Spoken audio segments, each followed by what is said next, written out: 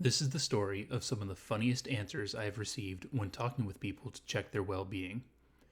Not everything we deal with as police is criminal in nature. While we handle calls for assaults, thefts, and traffic violations, we also get sent to sick cases, welfare checks, and what are referred to as emotionally disturbed persons, or EDP. Oftentimes, on these types of calls, it ends up with someone needing to be transported to the hospital. The majority of the time, this isn't an issue, but occasionally there are people who refuse medical treatment or assistance. Now, in general, if an adult who is capable of making competent medical decisions for themselves refuses to go to the hospital, that is the end of it.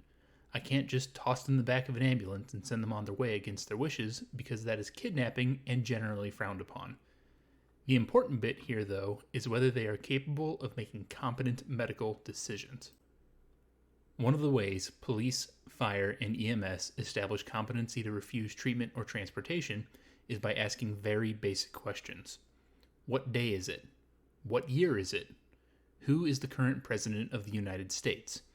These are very basic questions, and if a person is unable to properly answer them, they are most likely not in a state where they can make decisions in their own best interest.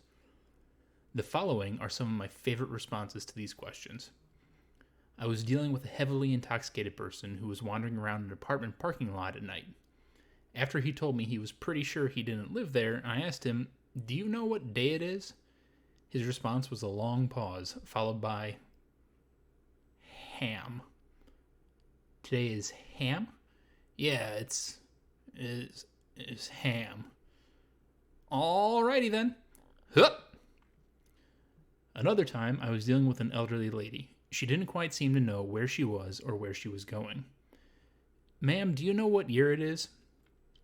"It's between," oh good, "between 2012 and 2017.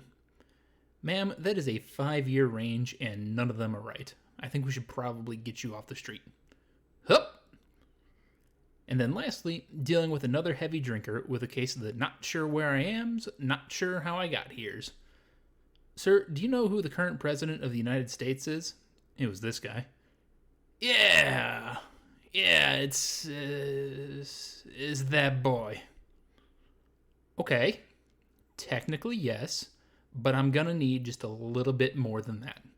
Does that boy have a name?" "Yeah, is that boy." And hup!